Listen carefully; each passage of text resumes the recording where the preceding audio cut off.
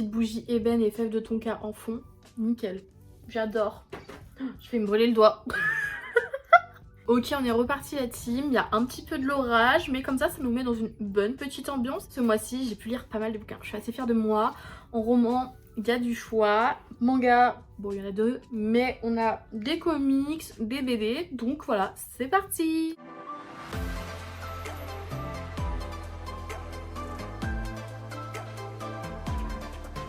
Bref, on va commencer avec les romans. Donc comme vous le savez, je me fais toute la saga des Twilight parce que je les ai jamais lus, mais j'avais déjà vu les films. Et pour le coup, c'est une saga avec laquelle j'ai beaucoup du mal au niveau de l'écriture. Je suis pas fan, mais j'aime bien le lore vampiresque et vampirique et louis-rouesque qu'on a là-dedans. J'aime beaucoup moins la romance en revanche. Éclaté je trouve, mais voilà, donc là c'est le tome 3, hésitation de cette saga. Il me restera plus que le dernier qui est Révélation ou un truc comme ça, bref, et j'ai pas prévu de le lire tout de suite. Je pense que je vais faire une petite pause parce que les Twilight vraiment ils sont chronophages à lire et c'est très dur. Voilà, c'est pas forcément des bouquins que j'adore, genre c'est un peu un plaisir coupable parce que j'aime un peu les lire, mais il y a beaucoup de moments ça me saoule et je fais des petites pauses parce que c'est juste des gros pavés sur une fille qui sait pas si elle aime un loup-garou ou un vampire. C'est cliché, mais je vous jure que quand vous le lisez, c'est tellement ça. Donc voilà, hésitation, c'est un vrai tome où elle hésite entre Edward et Jacob. Genre, on pense qu'à chaque fois ça va être Edward, et en fait elle fait des moves de... En fait non, Jacob ne meurt pas. Et elle laisse très clairement sous-entendre qu'elle aime les deux. Enfin, au début, on pense quand même que Jacob force, enfin c'est un forceur de base, un peu un comportement d'agresseur, mais bref, je vais pas vous spoiler le livre. Enfin, vous avez sûrement déjà vu de toute façon les films si vous êtes fan de Twilight, mais bref. Je suis vraiment pas team Jacob. Voilà, je trouve que Edward est quand même beaucoup plus respectueux, il respecte les choix de Bella, et à plusieurs reprises il dit peu importe le choix qu'elle fera, je l'accepterai, même si ça me brisera le cœur, même si je devrais être en retrait et juste la regarder toute ma vie de loin, il le fera et je le crois. Donc voilà, Jacob, you're just a fucking loser de 17 ans ou 16 ans qui arrive pas à pécho sa meuf, enfin sa pote, et qui force au point de l'embrasser de force. D'ailleurs, elle va lui mettre une patate et elle va se faire mal en lui mettant une patate parce que c'est un loup-garou. Voilà. Mais c'est peut-être l'un de ceux, lui, qui m'a le moins saoulé, le tome 3. Voilà, je trouve qu'il se passait quand même pas mal de trucs. Mais pareil, encore une fois, il y a un problème au niveau du rythme avec ces romans. C'est que toute l'action se passe avec les quelques chapitres de fin. Et tout ça, c'est juste Bella qui casse les couilles. Voilà. Alors maintenant, vous sacrifiez pas pour moi. Mais personne se sacrifie pour toi. Tout le monde a des pouvoirs sauf toi, ma puce. T'es la seule qui risque de crever en tombant.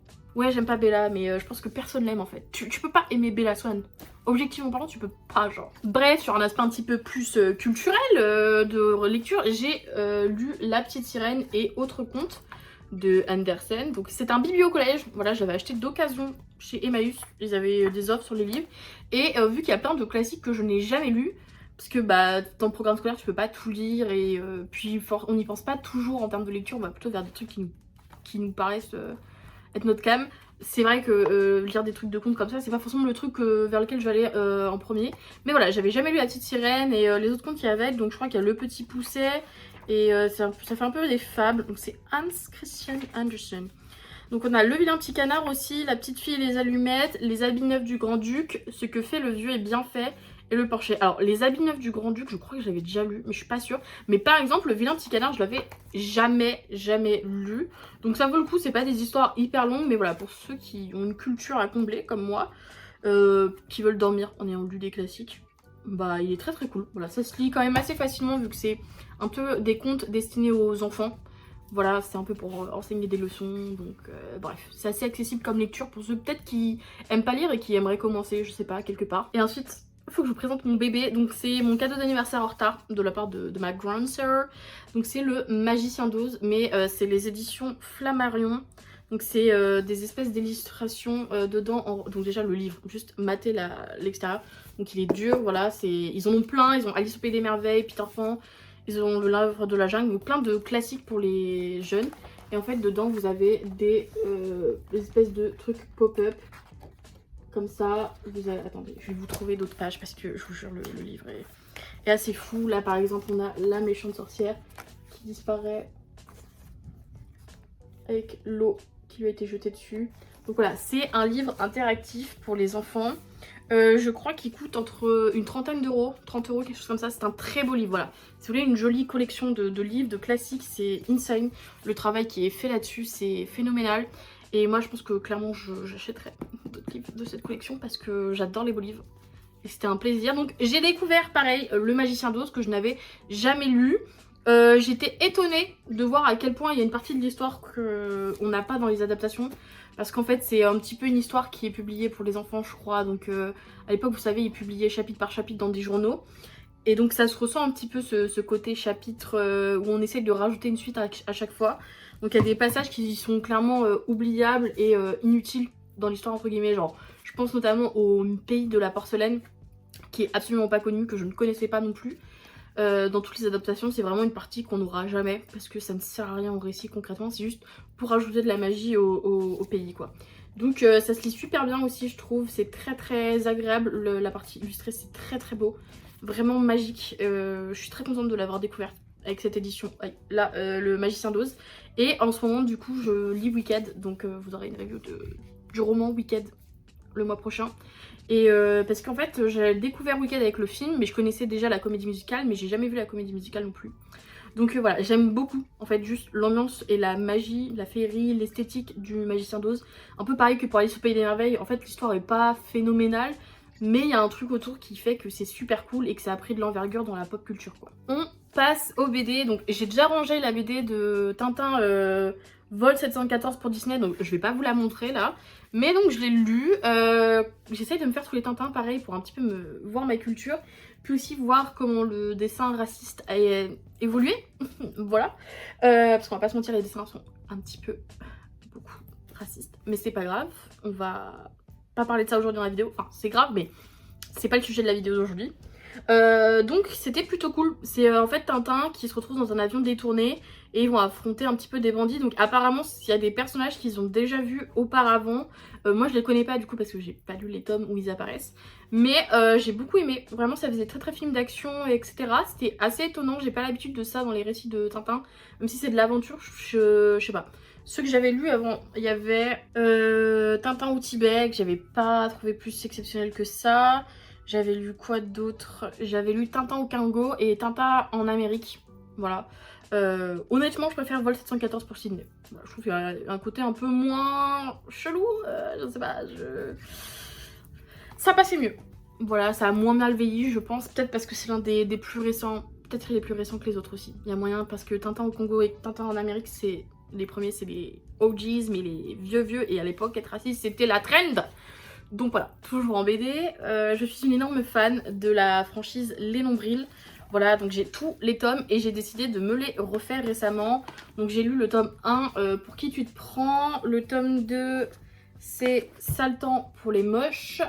Et tome 3, Les liens de l'amitié. Je trouve que c'est hyper bien écrit. Parce que du coup, je connais la fin actuelle. Parce que ils sont arrêtés au tome 8 ou 9 et il n'y aura pas de suite. On le sait, et le duo en tout cas a dit que c'était compliqué pour eux de se remettre à bosser sur ce projet. Donc je pense qu'il n'y aura jamais de vraie fin au Nombril, ce qui est très dommage.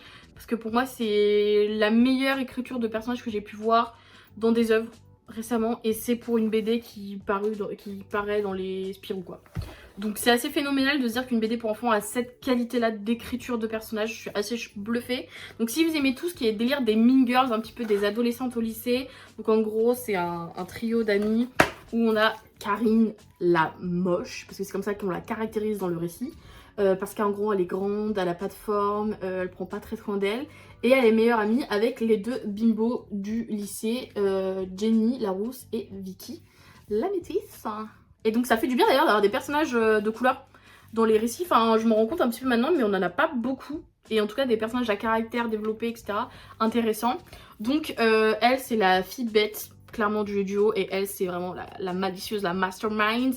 Et toutes les deux quand même, elles utilisent Karine, c'est censé être leur amie mais elles l'utilisent sans vergogne vraiment pour plein de choses. Elles essayent de lui voler son copain aussi, donc je m'en rappelais pas ça d'ailleurs, donc c'est pour ça que je le relis, c'est trop bien. Parce que dans le tome 4, en gros, Karine, son ex sort avec une nouvelle meuf trop belle, etc. Sauf qu'en fait, à la base, c'était l'amie de Karine, entre guillemets, enfin c'était l'amie de son mec. Et elle lui a piqué son mec tout bonnement. Il faut savoir que Jenny et Vicky ont ici essayé de lui voler son mec et de la faire rompre, de saboter leur relation. Donc vraiment c'est très très cool, j'avais oublié cette partie là du récit. Je trouve que la suite est encore plus adulte et incroyable. Je vous jure qu'en tant qu'adulte vous pouvez apprécier les BD les nombrils. Et c'est assez étonnant que ça se relise aussi bien une fois adulte. Voilà. Donc il faudra que je lise les 4 ou 5 autres tomes. Voilà, je vous ferai une review, mais vraiment je vous jure, l'une de mes BD préférées à l'heure actuelle, il y a aucun moyen de négocier. Et tous ceux qui ont lu les nombrils sont d'accord avec moi. C'est l'une des meilleures BD que j'ai lues. On continue sur les comics. Donc j'ai lu ce mois-ci le tome sur les Gardiens de la Galaxie de cette collection de chez Marvel Panini. C'est Marvel Gold. Et j'étais pas très fan honnêtement des récits qui nous étaient proposés dans ces Gardiens de la Galaxie. Je trouvais qu'ils s'étalaient énormément. Donc on avait les chapitres Prison Break, Guardian of the Galaxy 7 à 12. On avait également Guardian of the Galaxy Tomorrow's Avengers 1, Goose Tale, Guardian of the Galaxy 14, Fight for the Future, Guardian of the Galaxy 14. On avait aussi Guardian of the Galaxy Meet the Avengers, Guardians Team Up 1 et 2. Et là honnêtement celui-là pareil, c'est celui qui a pas mal pêché pour moi, et je vous jure j'ai pas réussi à accrocher plus que ça. Pourtant j'adore les films Gardiens de la Galaxie, mais je trouve qu'en fait c'était trop mal pensé les chapitres qu'ils ont décidé de mettre dans ce comics. C'est très dommage parce qu'il y avait des passages très cool, mais juste l'ensemble, la manière dont c'est assemblé les chapitres est moyen. Ce mois-ci j'ai aussi participé à une espèce de live où on parlait de comics, donc sur YouTube c'est disponible et sur les plateformes de streaming. Et en gros le groupe qui organise ça c'est Comics Corp, et ils m'ont invité en tant que guest, et ils m'invitent parfois pour aussi parler des films, donc tout ce qui est adaptation de comics, Marvel, DC, etc. Et du coup j'ai présenté des comics là-bas, dont Little Monsters. Donc c'est une série en 2 tomes d'enfants vampires qui en fait ont vu leurs aînés vampires partir. Parce que c'est la fin du monde, c'est un monde apocalyptique. Et ça fait des centaines d'années qu'ils sont partis et ils attendent qu'ils reviennent. Mais, spoiler, ils sont pas prêts de revenir. Et en fait, tout simplement, ces enfants ils commencent à s'ennuyer parce qu'ils sont tout le temps en train de faire la même chose, les mêmes jeux tous les jours pendant des centaines d'années, coincés dans une ville. On leur a dit de jamais sortir de cette ville, de jamais se nourrir d'êtres humains, etc. Donc ils ont des règles à respecter. Sauf qu'un jour, ils vont trouver un homme qui a des débris qui sont de la ville qui sont tombés sur lui, et du coup il est coincé, il saigne, et donc il y en a un qui va goûter à son sang et après plusieurs, et ils vont développer une addiction en fait au sang humain, et ils vont vouloir manger tous les humains qu'ils vont croiser. Sauf qu'il y a une partie de la bande de ces enfants qui elle est contre ça, qui veut pas du tout manger des humains parce que bah déjà c'est des humains, ils étaient humains avant, etc. Et de deux parce que ça fait aussi partie des règles qu'on leur a interdit de ne pas respecter quoi. C'est une des règles qu'il faut respecter, et voilà, il va y avoir un schisme dans le groupe, et donc va être les pros manger du sang et les pros laissons les humains tranquilles. Et en fait ils vont découvrir une petite fille qui cherche son papa, qui est le monsieur qui était tué dans les décombres. Et voilà, il y en a qui vont vouloir essayer de la manger, les autres vont essayer de la protéger. Il va y avoir plein de révélations aussi par rapport à leur groupe de vampires, etc. Donc là je spoil pas parce que sinon ça va vraiment vous gâcher tout le récit. Mais voilà, c'est très cool si vous aimez les vampires et si vous avez envie de vous lancer dans une courte série, voilà, 2 tomes seulement, parce que ça coûte cher les séries et surtout ça prend du temps à lire. Là c'est assez rapide à lire, voilà, c'est 2 petits tomes et je trouve ça bien assez. C'est de Jeff Lemire et Dustin Nguyen. Autre comics que j'ai présenté à Comics Corp, c'est les Batman The Dark Prince Charming de Marini, qui est un auteur et illustrateur européen. Je sais pas s'il est italien ou français, mais bref. En gros, il a réalisé tout son travail à l'aquarelle en traditionnel, donc c'est très beau. Insane, voilà, pour ceux qui aiment bien les dessins, les illustrations, les art enthusiasts, comme sur Art Section, bref. Je vous le conseille, mais l'histoire aussi est assez cool pour ceux qui veulent découvrir Batman. Pareil, c'est une série en seulement 2 tomes, donc c'est assez accessible, je trouve. Pour ceux qui connaissent pas plus Batman que ça, on vous présente des personnages assez classiques comme le Joker, Harley Quinn, Catwoman et James Gordon. Voilà, c'est pas trop étalé. Et en gros, l'histoire, c'est Bruce Wayne. Du jour au lendemain, il y a une nana qui débarque et qui dit « Hello, c'est ta fille, elle. » Et Elina, je crois qu'elle s'appelle. Bref, on va dire que c'est Elina pour le récit. Et bah du coup, ça fait des années que je lève, j'ai pas de pension alimentaire. Raboule le fric. Et lui il est en mode PTDR, je suis pas un lapin de 3 semaines, tu crois vraiment que tu vas voir comme ça? T'auras pas la pension alimentaire tant que tu fais pas un test ADN, pétasse. Il dit pas ça comme ça, mais un petit peu quand même. Il est assez hautain. C'est pas forcément un Bruce Wayne / Batman que j'apprécie pour le coup dans le récit. Voilà. Et sauf qu'en fait, cette gamine va finir par être kidnappée parce que le Joker, ça lui remonte aux oreilles qu'il y a une fille qui est peut-être la fille de Bruce Wayne. Et du coup, Batman part à la recherche de la gamine pour Bruce Wayne. Le Joker va lui dire ouais, bah si tu veux la gamine, vole tel collier et tu me l'apportes avant telle heure, sinon quick. Et voilà. Donc un récit assez classique, très très cool, les scènes d'action sont vraiment pas mal, le dessin exceptionnel. Voilà, c'est pour ceux qui veulent un petit peu lire un Batman sans trop se prendre la tête de la continuité, machin, les séries. C'est accessible, c'est un récit qui se lit tout seul comme ça, il n'est pas dans quelconque continuité de BD. Et pour terminer, on va parler des mangas. Donc j'ai commencé 2 séries ce mois-ci. J'aime bien commencer des séries et ne jamais les finir. Mais c'est pas grave. Donc j'ai lu les 2 premiers tomes de Sky High Survival que j'avais déjà vu sur Netflix. En tout cas la première saison. Je sais pas si un jour il y aura une suite. Mais j'avais lu, en tout cas, j'avais vu la première saison il y a très longtemps quand c'était sorti sur Netflix. Et j'avais adoré. Et du coup une amie m'avait offert les 2 premiers tomes pour mon anniversaire. Écoutez, moi je les trouve très très cool. Je pense clairement que je vais acheter la suite vu que je sais que pour l'instant il n'y a pas la suite de l'animé. Donc à voir. Ça me fait vraiment beaucoup penser à Battle Royale en termes de violence, de gore, etc. Genre comment c'est dépeint. En mode il faut toujours se méfier de tout le monde et tout. Voilà. J'aime bien le personnage principal parce que c'est une fille, pour une fois, et ça montre les violences que tu peux subir en tant que femme et pas juste en tant qu'homme où t'as peur de mourir et tout, parce que dans le premier tome, je crois, ou le 2, je sais plus, elle a failli se faire V. Et ce qui est totalement probable pour une jeune fille qui se retrouve dans un monde où les lois c'est tuer ou être tué. Voilà. Donc assez réaliste, j'aime vraiment bien. J'ai hâte de voir où ça va par la suite. Et écoutez, moi j'aime bien les récits un peu trash et violents. Voilà. Ça m'arrive, le gore c'est un peu ma came parfois, j'avoue. En tout cas, pour ceux qui ont lu Battle Royale, je pense que vous pourriez bien aimer ça. Et pour ceux qui ont bien aimé Sky High Survival et qui ont envie de lire un peu plus de la Battle Royale, bah lisez Battle Royale. Tout court, voilà, le manga. Donc d'ailleurs le manga c'est une adaptation d'un roman, mais le manga est très très cool. C'est un peu la base des Battle Royale en fait. Genre c'est ça le truc original, je crois, qui a donné le nom de Battle Royale à tout ce qui est type de Battle Royale. Bref. Sky High Survival. Voilà. C'est juste une fille qui... J'ai pas précisé le résumé ce que c'était. C'est juste une fille qui du jour au lendemain se retrouve TP dans un monde où tu peux pas descendre des toits des immeubles. Il y a que des grands immeubles, des grands buildings et des ponts qui les relient entre eux. Et l'objectif c'est de survivre parce qu'il y a des gens masqués qui essayent de te tuer ou qui te poussent à te suicider en sautant de l'immeuble. Voilà, donc si tu tentes pas de te suicider, ils vont te tuer d'eux-mêmes. Et donc ils sont assez dangereux, etc. Ils portent tous des masques. Et on va en apprendre un petit peu plus sur ce monde. C'est un peu un isekai, je crois, je sais pas. Je suis pas sûre du terme que j'ai employé. Bref, très très cool. Voilà, pour ceux qui aiment bien l'action et le trash. On continue avec un truc un petit peu plus soft dans les lectures. J'ai commencé The Summer Hikaru Died. Parce qu'il y a la première saison qui est sortie sur Netflix. Je l'ai pas encore regardée.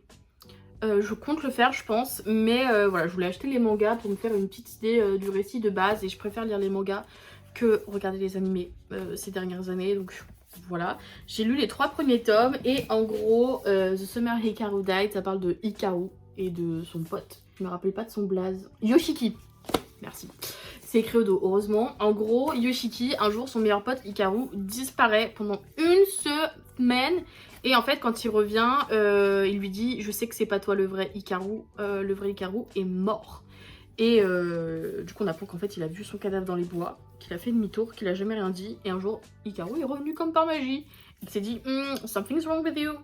Et du coup, Hikaru, il panique un peu, mais en même temps, l'autre lui dit t'inquiète, je sais rien de faire. Genre, toi d'aubaine. Et du coup, bah, ils vont reprendre leur amitié en sachant ça. Et c'est très très bizarre. Il y a une espèce de romance qui se développe entre les deux. Je crois que ça s'appelle un yuri en manga quand c'est une romance entre 2 mecs. Très très intéressant. Voilà, j'avais jamais lu ce genre de truc. Alors c'est pas une romance poussée, c'est sous-entendu, hein, parce qu'ils sont meilleurs amis. Très très subtil. Voilà, et en fait Hikaru c'est une sorte de démon créature bizarre, etc. On n'en sait pas trop. Voilà, même au bout des 3 premiers tomes.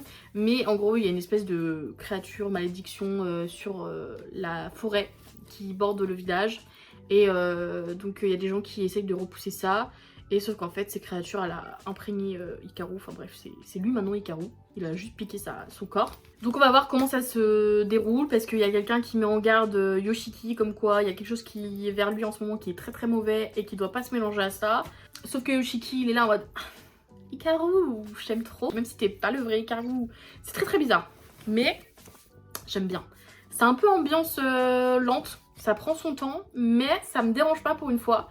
Parce que c'est un peu en mode slow burn pour la romance. Je sais pas comment expliquer. Mais on ressent qu'il y a de la romance. Mais c'est jamais dit clairement. Des gros sous-entendus. Et juste quelques scènes un petit peu chelou. Mais ok. Voilà. Donc pareil, je vous le recommande. Pour le coup. J'ai bien aimé. J'avais peur de pas aimer, mais au final, bonne surprise. Très bonne surprise. En tout cas, si vous avez lu certaines de ces œuvres, n'hésitez pas à me donner en commentaire votre avis. Je serais super contente de lire ce que vous avez pu penser de ces lectures. Ou si vous aimeriez les lire tout bonnement. Voilà, ça me ferait plaisir aussi de savoir ça. Et n'hésitez pas à liker, à partager, à me raconter votre vie en commentaire sur les livres. Je sais pas, j'adore parler de livres en fait, ou de séries même.